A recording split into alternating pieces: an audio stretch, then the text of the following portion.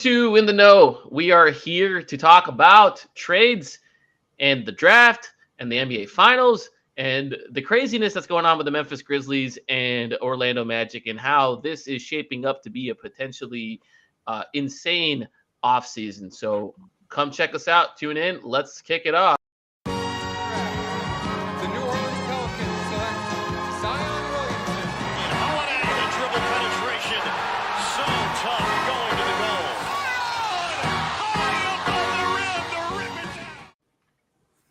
First off, happy Father's Day to the two fathers on here. I'm just a pet father, but no, it's not the same thing. So congratulations to you guys. And Mason, especially with the newborn and everything. Hope you've been holding up well. Thanks, man. And yeah, to everyone, I'm on the clock right now, and so if I ditch out halfway through, you know why. We got a screaming 3-week-old, or not screaming, just crying. But yes, trying to juggle that. But it's been a good day.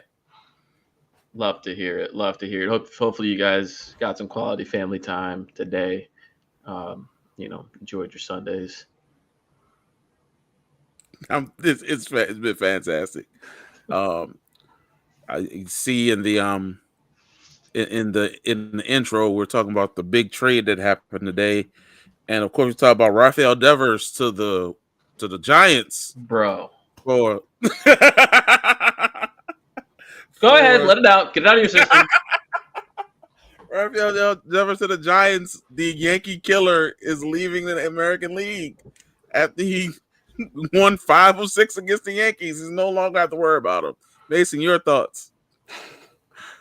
Red Sox swept us and still found a way to put a smile on my face on a Sunday, so I'll take it. Despicable. All right, now that that's out of the way. Isn't that why we're here? No. Oh, sorry. Now that that's out of the way, there was a blockbuster trade today. The Memphis Grizzlies and the Orlando Magic had quite a shocking move by trading Desmond Bane to the Magic. The Magic gave up Kentavious Caldwell-Pope, Cole Anthony, their pick this year, the convoluted swap from Phoenix next year, a 28 and 30 unprotected first-round pick, and a lightly protected swap in 2029. That is a mouthful to say. I think even just like reading what the protections are on like the Phoenix swap just makes me dizzy. But anyways, yes, big trade happened toay. Initial. What? Yeah, the important thing is that we don't have much time to figure out how to fold something into the Memphis trade this time. We have so much time. It's official, isn't it? Damn it! It is. We already made it official. It has to be official this year. Jack Kleiman does this to spite me specifically. Most certainly.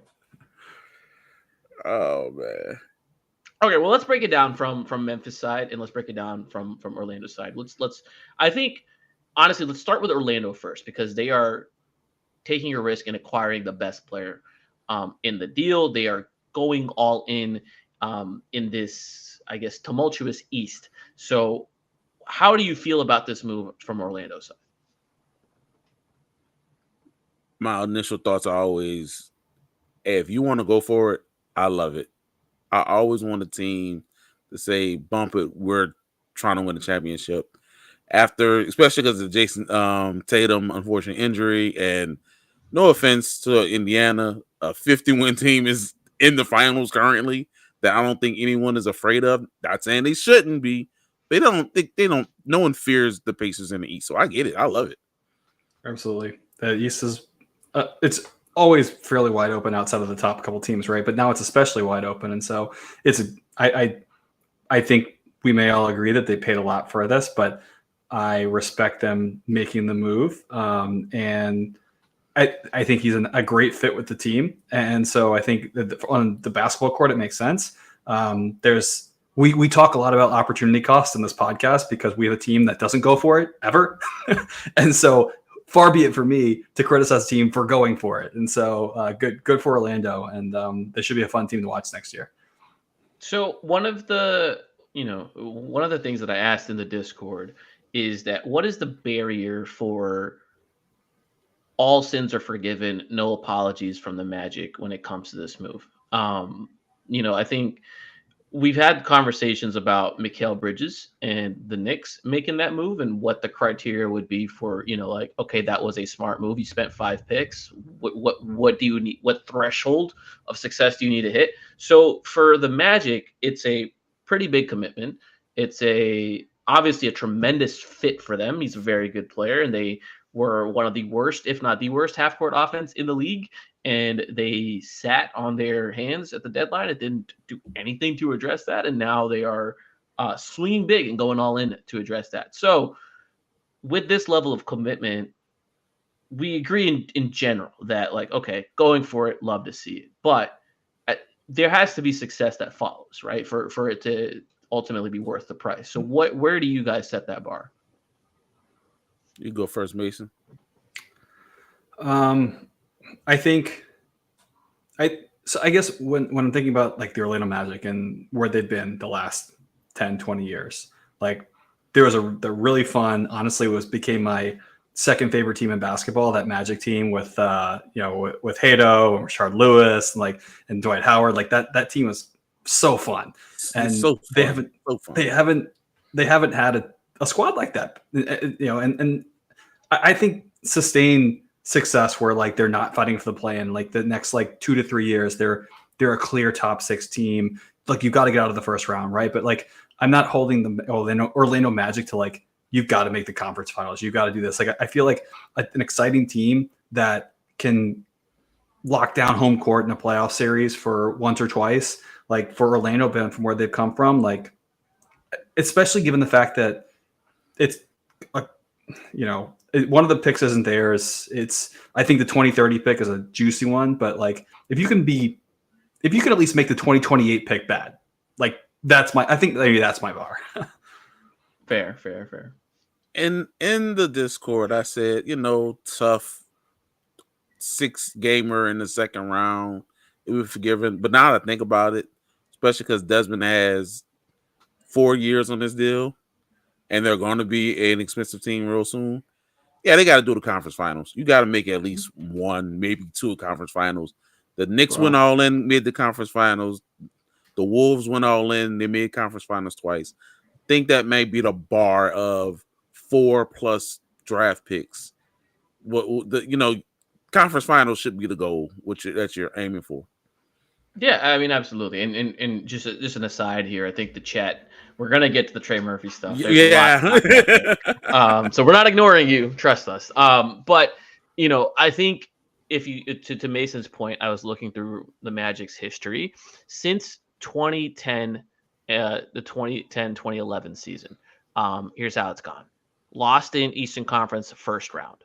Next season, lost in first round. Then 1, 2, 3, 4, 5, 6 straight years of missing the playoffs. Then 2018-19, lost in first round. 2019 and 2020, lost in first round. And then 1, 2, 3 years of missing the playoffs. And then 2 consecutive years of losing in the first round. They have not gotten out of the first round since they went to the conference finals in 2009 and 2010. That is, and they haven't had home court on that first round, right? In any of those examples, right? They're always the dog. Won a lot of game ones though. A lot of game ones with Vucci, man. But Corey Jefferson, whatever his name. DJ Augustine, I think, won a game one for one time. Yeah, they always have the random point guard that just pops off, right?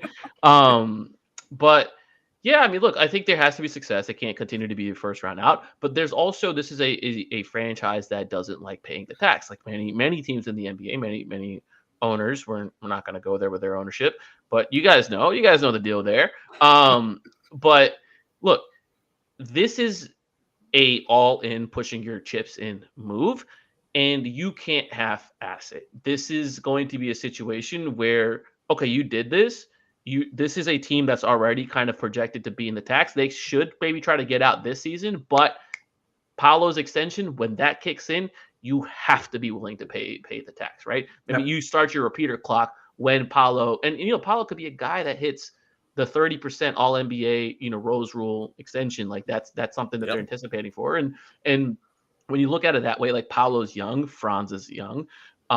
4 years you said like left on the Desmond Bane deal. The picks they're trading out like kind of overlap with like as these guys, their core guys are entering their prime, and as Bane might be like falling off the books anyway, right? Like they're going to have pathways. Obviously, there's always a ton of risk when you're projecting 4 or 5 years out in the future, but 2030 is, I mean, they're going to have Paolo locked up until then, right? And the bet is that that's going to be a very good player, and we're in the East. Those picks will be, Yep. That has to be the bet. Gotta pay the tax though. Just like the Pacers, gotta pay the tax. There's no ducking it, right? Yeah, we got Miles Turner has to sign an extension or a new contract this summer. No ifs, ands, or buts. I am curious because they're in a situation where they are expensive right now. They have a few non-guaranteed contracts. So I'm curious if they're going to try to navigate that in any particular way so they can, like I said, just kind of like wait one more season to start their repeater clock, right? Like I think Bobby Marks put a video out and he said they're probably going to terminate the team options of like Mo Wagner and these $9-10 million contracts they had. Gary Harris, I think. And try to duck the tax that way. Yeah. The other pushback I have is like, okay, I talk about like not starting the repeater clock. Why not just start it next year? Like, is the East not as wide open as it has been in the past, or at least do a thing where you're like start the season off in the tax and you figure out you want to get out later or whatever? Like, why not? Like, I think we are in a world with the NBA where like I think there's going to be a lot of movement. People and the CBA is going to encourage that, and windows just might be shorter than people think they are. So like, if this is you trying to pry open a window, then bust that shit open, man. Like just go for it next season when you know that, okay, Dame is saddled with an injured Achilles, and Boston has Tatum with an injured Achilles. There's stuff going on. Jaylen Brown, I think, had a minor procedure. I mean, like, look, it's the Pacers, and you're gonna bet on Embiid, like Embiid being healthy. You're gonna bet on whatever's going on in Miami. I mean, look, Cleveland. No, they're betting on Trey Murphy being healthy, but we'll talk about that later. Right. So I think there is an argument to be like, damn the torpedoes, just go for it next season. Like, why not? Like, you'll be able to, I guess, come out of it like because your guys are so young. Like you'll figure it out later. Like when it comes to be, like a cap issues or you're too deep in attack, whatever. Tomorrow's problem. Couldn't agree more. On the flip side of it is Memphis is making the counter bet, right? Where Orlando is saying, okay, this is our piece that we need to become a contender, and he's going to accelerate our pursuit to that tier. Memphis is making the bet, whereas this is the piece that is preventing us from being a contender. I mean, I don't know if they're thinking about it from that way, but they're like, we are not a contender yet. This is, a tremendous plateaued. We are plateaued with this trio. Yeah, we have plateaued with this trio. We are not going to look a gift horse in the mouth. This is an incredible deal. We're going to take it and we'll figure it out, right? So from Memphis's perspective, how do you feel about how they made out in the deal and like what they should be looking to do moving forward? We think we talked about this in the Discord too a decent amount. I think this is a deal you got to do. You got to do it if you're Memphis. Absolutely. You got a call with this offer. And I think just given how the season went for them last year, there's not a debate. It's where do I sign? And so I think the question then becomes, where do they go from here? I feel very passionately about the fact that they're not breaking things down. They're not going to dismantle the team, like just load up on picks. Like, they're in a prime spot to do whatever the hell they want. I mean, they can be patient. They can go trade those picks now for someone. I think, they made the right call here. Obviously it's hard to know, who that next guy is. But they have the ammunition because they have all their picks now still too. I mean, they've got these new picks. They've got all their own future picks.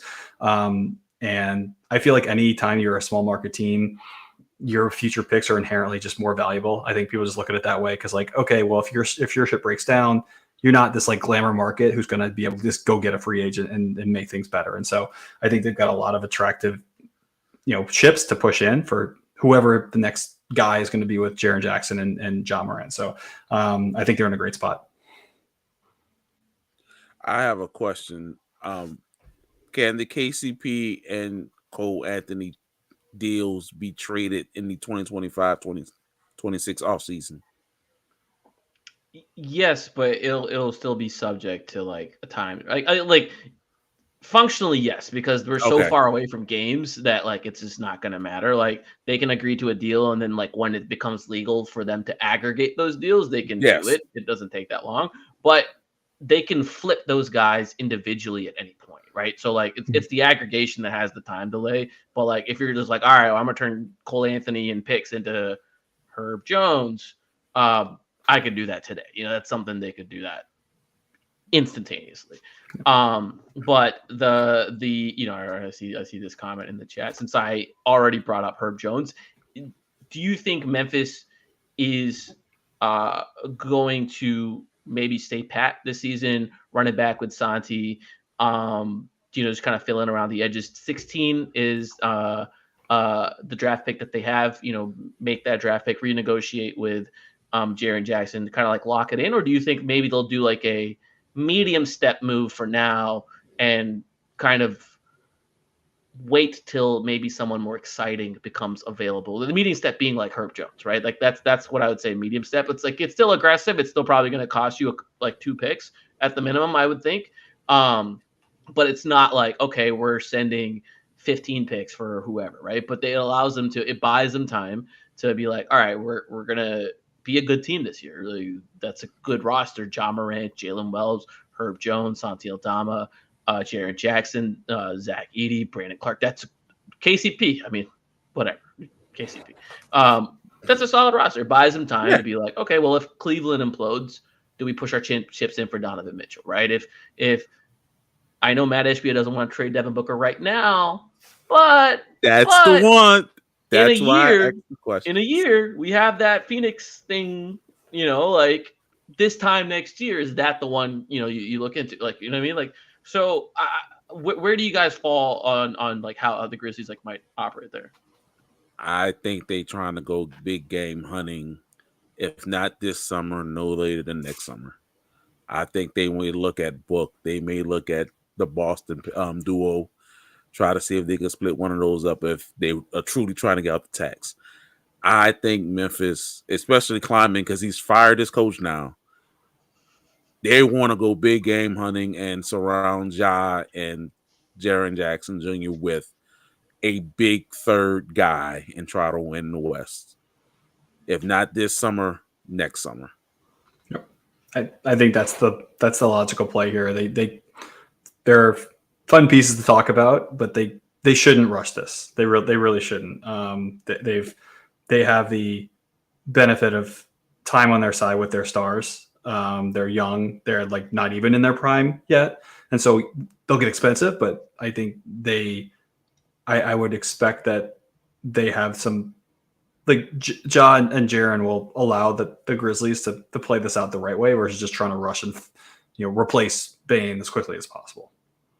Is Memphis, if they make zero like significant moves, are they a playoff team with this roster right now, provided health? It's so hard in the West, man. They are 10 to 11 good rosters in the West, and I'm like Portland. I can look at Portland and say they could make the top 8 the way if they continue on the path that they started at last year. So I don't want to say yes or no. I'm saying that they. No, I need you to say yes or no, dude. That's why you're on. That's why I'm here. That's why I got to give a hot take. Okay, let me challenge Stephen A. Yes. Well, yes, they're hot. They can make the playoffs next year with the roster they have. They can, but they're definitely not a top 6 team. Like, I mean, look at the second half of the season played out. I mean, like I don't have enough confidence in. I say this as somebody who, in the start of the year last year, thought Memphis could be the 2 seed. Like, that was kind of were for a little bit, and then they Western Conference years. If someone would have said the Clippers were making the 11th seed, no one said that. Yeah, but I guess they don't have enough left. I mean, they could get some really big leaps from like they've got some good young players, right? So they could get some leaps there. But as things stand, I don't think I can't put them in the top 6. But I mean, it also wouldn't shock me. Yeah, look, I mean, I see it. Like Edie takes a leap and becomes a solidified dude. Santi takes a leap, becomes an even better player. I think he's a very good player right now. Jalen Wells takes the leap. Like I think maybe Gigi Jackson starts being able to contribute at a higher level. Oh no, we might be having having to do dad duties, but that's okay. That definitely comes first. The podcast does not. But yeah, I mean, no, look, we're good. I just had to do a quick check. Okay, good. But yeah, I mean, look, I think there's pathways where they're betting on internal growth, and they're like, yeah, we're just gonna bide our time, and when it's right, we'll strike. Because they have been conversations for Jimmy Butler. They have been in conversations for some of these other names. I'm curious if they are being aggressive right now. If there's names out there that they're chasing. I don't know. Could they talk Kevin Durant the one to come over if they give him the $130 million that he wants? Sheesh. I mean, look, Durant listed all the teams that don't pay state income taxes, and yes, Tennessee I noticed that. Memphis is a state where that applies. So if you're his business manager, maybe that's attractive for you. But look, I think the Durant situation is interesting. Nothing would surprise me at this point if they were like, yeah, like we'll take Durant, like that's good. It makes sense for us. Nothing would surprise me, but the way I think my bet on the Durant situation, and this is like partly informed and partly just kind of reading the tea leaves here, is that Minnesota is the one that ends up with him at the end of this. I think Minnesota's separating themselves from other teams because Phoenix and Matt Ishbia, they want to be good next year. And they are trying very, very, very hard to talk Houston into giving their picks back so then they would have more optionality. But Houston's like, I don't really want Kevin Durant. You guys are asking for too much. We believe in our young guys, and we would also like to wait for Booker to become available, Giannis to become available, Donovan, like these other guys, right? But if the cost becomes low enough, sure, maybe. But what you're asking for right now is not what we're interested in. So what Minnesota's doing is like, fine, Rudy Gobert on the table.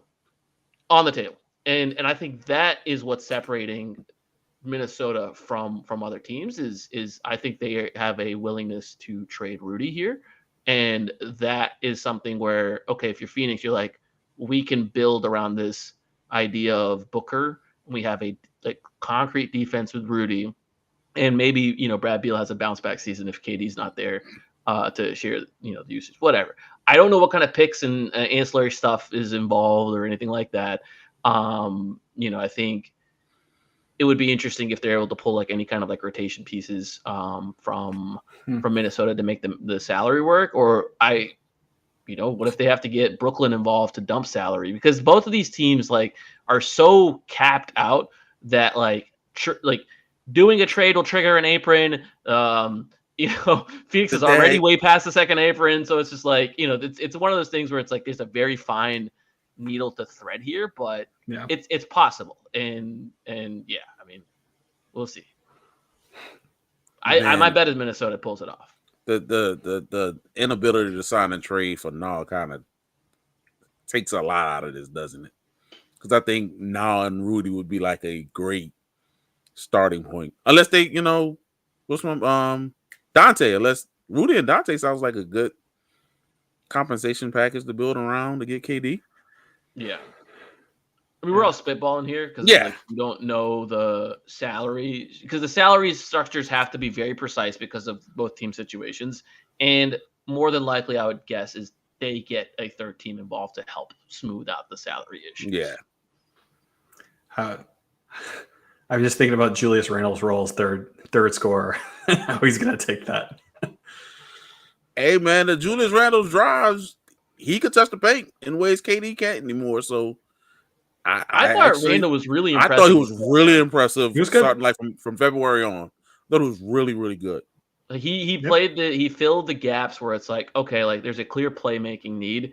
There isn't a need for me to dribble, survey, chuck a shot. And I thought that, like, I've been a Julius Randle like disbeliever for a very long time, and I think at every moment, like, Randall's like proven me wrong. And so, like, he's taken a leap from where he was as a Pelican, made all NBA with the Knicks, did it twice, got traded to Minnesota, and then kind of like reinvented himself as like, all right, cool, like, Ant's the dude, I gotta fill the gap somehow, and this is how I'm gonna like fill him. But you're right, Mason, I don't think it's a clean fit necessarily.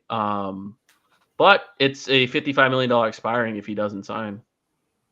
Yep. Anyway, but there's also the Naz Reid component. Naz Reid is due for a raise. I think they're gonna just say bump the salary. They're gonna keep him too, and that's at least a fun offense, man. That's the structure for a fun offense, and I mean that's what we said about Phoenix, right? Oh yeah, Hooper Ball. I believe they got Jaden McDaniels. That's all they need, right? Jaden McDaniels. It's like the Spider-Man meme where he's right. like holding his brains together with his webs. That's right. Yeah. Locked in Ant, Jaden McDaniels, other dudes trying their hardest. No, yeah. That's right. Ant. They only really need to like win enough games to have home court. Not even home court, but preferably, right? That's all they need to do, and then they turn off the defense in the playoffs. We've seen it with the Pacers, who were a dreadful defense for a very long part of the regular season, and they started turning it up as we got closer to the playoffs. And then the playoffs have just been physical effort, just like in your face, picking you up. Like just Shai Gilgeous-Alexander like can't breathe without Andrew Nembhard. Just like, you know what I mean? Like it's different. And I think I'm a big believer that, I think we talk about it all the time on the pod, like playing hard is not a separator, because in the playoffs is like everybody plays hard. Yep. It's kind of where I'm at. But interesting stuff on the Durant stuff. Now we can start transitioning to the Trey Murphy stuff. So I think there was a report by Kevin O'Connor. There's been a couple of reports by Kevin O'Connor that I think people have irresponsibly aggregated. Funny how that happens, right? Funny how that happens. So KOC initially had a report where he said, like, there are no untouchables on the Pelicans roster. Cool. And I think there was another report where he said the Pelicans could be interested in moving up. He didn't really specify where to. He didn't really specify. He just and then afterwards he has speculated on, hey, maybe this is what a trade could look like. And I think people took that and ran with it. And they ran with it. And so there's two names that are out there that like every fan base is trying to trade for: Trey Murphy and Herb Jones, because of course those are the guys that fit every single team.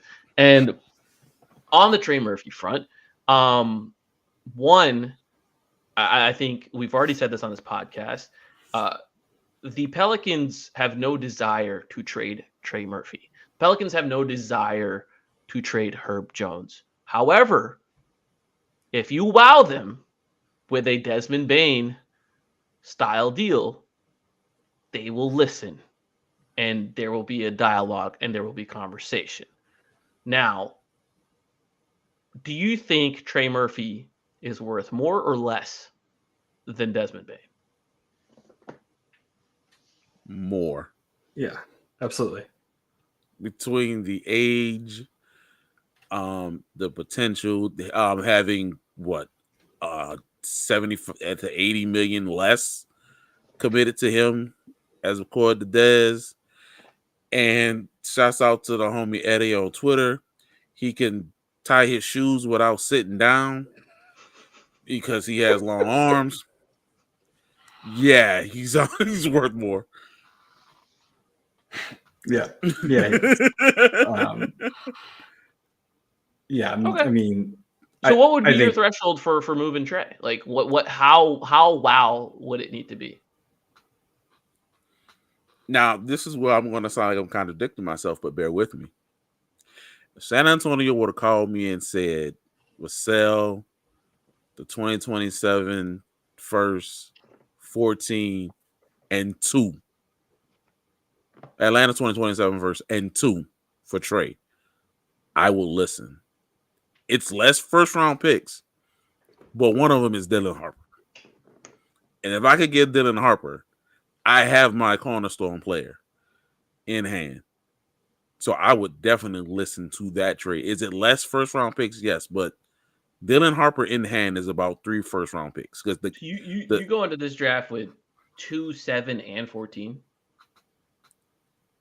I would consider it. Okay. I mean, I'm tearing it down. The trade is the symbol that we're tearing it down. That everyone is up for sale. Yeah. So if I could get 2, 14 and 7, or maybe pack at 7 and 14 and see if we can go up to 5 and have 2 top 5 picks, yes, I would consider that very much. I think Trey Murphy is worth more than Desmond Bane.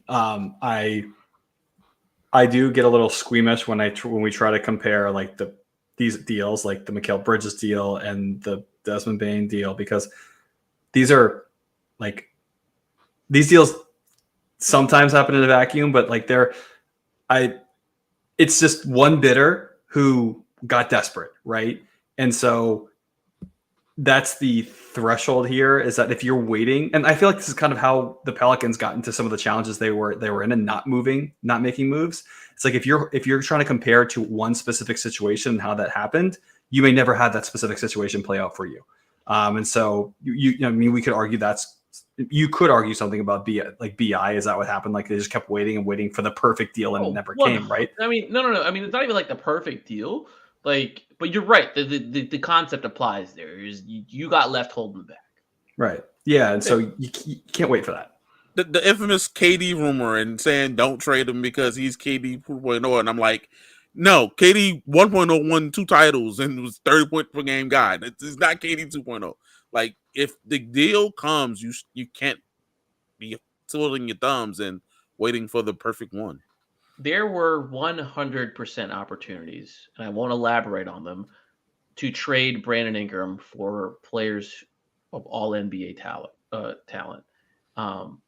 And they were not explored. I'll just put it that way. So yes, like there could have been done, right? Like could have been done. Yeah, I mean, look, I don't know. I think there can be teams that talk themselves into Trey Murphy and get that desperate. And he's just such an incredible fit in any team context that a team could very much be like, dude, it's 4 years of contract control. He's not even done improving. He just had the best season. Imagine if we get him into a system that actually values creating shots for him, that actually runs plays for him. Like there's still like meat on the bone that you know, like it's not, there's low hanging fruit, you know, like and I don't know. I feel like you mean he just can't get 23 points a game with intensity? Right, yeah. Oh yeah, needs to cut harder and yeah, man. Whatever. Zeus is not. I would roll some of those like in post game interviews that Willie Green had were incredibly funny because it would be the classic game where like Trey goes off for like 22 points in the first half, and then he doesn't get a single shot for like 17 minutes of like you know. And then you talk to Willie and be like, yeah, like, you know, what happened out of half? And he would just kind of give some mealy mouthed answer about like, yeah, the opponent adjusted and Trey's just got to play harder and cut harder. And, you know, he can create shots for himself by screening and yada, yada, yada, yada. But when you go and watch the tape and you're like, they didn't make a single adjustment on Trey. You just parked him in the corner every single possession because the idea was, oh, Trey's on a heater. He's going to have gravity now. So park him in the corner so CJ can go cook. Like, what? Like, that's the what? Clippers game, December 31st, I believe. And Trey and Herb are going off. And yes, they put Norm on Trey and he was in his jersey in the corner. And Norm was able to go off for 35 because he was relaxing on Trey in the corner. And you never thought about, you don't think about it in that aspect. Like, make him move Make him go through some screens. You tire him out, and you And open up. it's a lie when I'll tell you this. When they say something like, "Oh, you should have like set screens or cut," no, Trey's being instructed by the staff to go stand in that corner. That is an instruction. Now you can say like, "Okay, well, Trey should say fuck it, like I'm gonna go do my own thing." Like, that's a separate conversation, whatever, right? But like he's being instructed to go run to that corner. Anyways, like that is, and it's funny because like it'll be the same night, and like Trey Murphy will do an interview, and there's just so many things unsaid, and he's such a professional when he gives those interviews, but there's so many things unsaid when he's giving those interviews, and you could be like, yeah, like you know what's going on here. Anyways, I think we're all kind of in agreement here that like, look, if there's superfluous, I don't know, if there's a ton of value coming in for Trey or Herb, like that's a conversation the Pelicans got to have. But you know, I don't know that the Pelicans. I don't think personally, in my opinion, I don't think the Pelicans need to be proactive with Trey. Again, 4-year contract. They have time to figure it out, and of course, there's risk involved. Like someone gets injured, someone, you know, whatever. Like that happens with anybody. But in general, like you have good reason to believe that this is a guy that's a relatively stable commodity that's gonna keep improving, and you'll have other opportunities, right? Because 4 years is such a long time. I feel a little bit less confident with the Herb situation, and I wanted to get your guys' thoughts on that. He has 2 years remaining now. If I don't know, we just said you can't make the perfect deal, but if there's a suitable deal out there, Austin Reeves, who's on the expiring, if you can make something happen, I would be open to moving her for the same reason why I'm saying Austin Reeves, that the Lakers should be open to move Austin Reeves, but it's because they're not going to extend on the current contract they're on. They're going to enter unrestricted free agency. You can't extend on it. So 2 years on this deal, I would make the move. I would be open to moving Herb more than Trey. Yeah, I agree. I think the relative value Herb Jones has to the Pelicans versus potentially other teams is further apart on a relative basis than Trey. Like I think Trey is super valuable to the Pelicans and super valuable to some other teams. I think Herb Jones, his contract, his game, I think he fills a void for a lot of teams in a cost-effective way that might be closer to a title. And so I feel like there's surplus value there on Herb Jones' contract to move now versus waiting. And so if the right deal comes about, then you pull the trigger. Yeah, I think you nailed it on the head with the value to contender, because that contract is so low. It's so many teams in all these aprons and all this kind of stuff. It's so much easier to trade for. It is so easy to like one. I think I could be wrong. I think you can now just slot his contract into the non-taxpayer MLE. So if you don't have any of these apron restrictions and you have enough bandwidth under them, you could just take it. You just absorb him. I have to double check, but I think it's like in that bandwidth now. But the other thing is like, yeah, it's like pretty easy to cobble together like $13 million worth of salary and match it, and boom, you have a trade going. The other thing is, I think you kind of risk a OG Anunoby or Dorian Finney-Smith situation where the time to move them is with 2 years left on the contract. At worst, you move them at the deadline, right? Like I am completely open to this idea of, look, if Dumars wants to be good, they're going to make some trades, whatever. They're going to see how it goes. Yeah, carry that all into the deadline. And if it's not going the direction you want at the deadline, hit the eject button. Because I still think it's pretty typical to move guys with a year and a half left on the deal.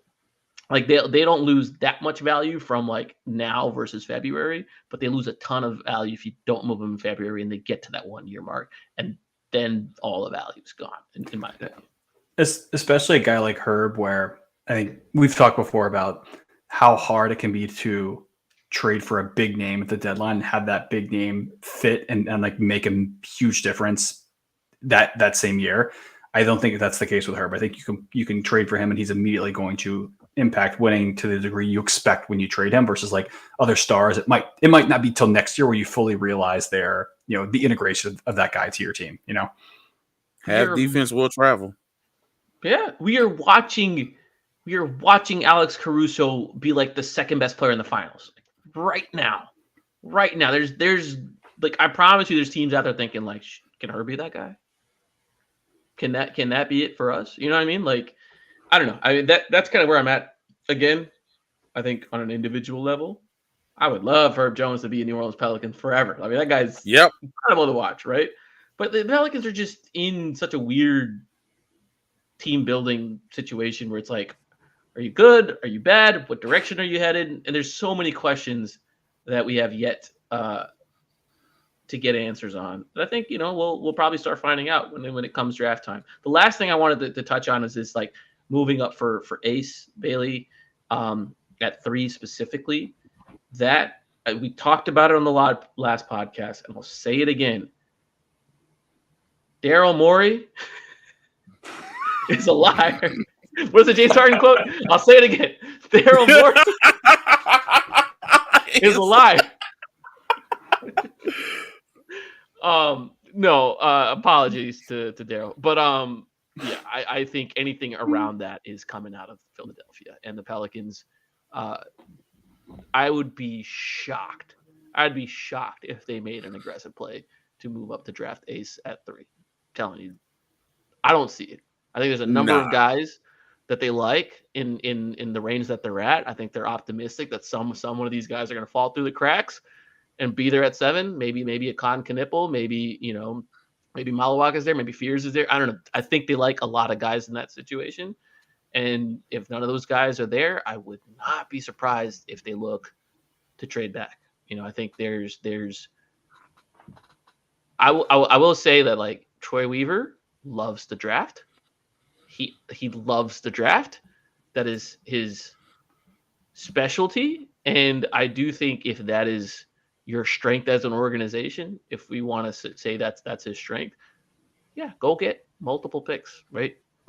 Like that's the space you want to operate in. Go get multiple picks. And I would say that's more likely than trading up for 3. I would put it most likely stay put, next most likely trade back, and then the least likely to trade up. That's I think how I would grade it.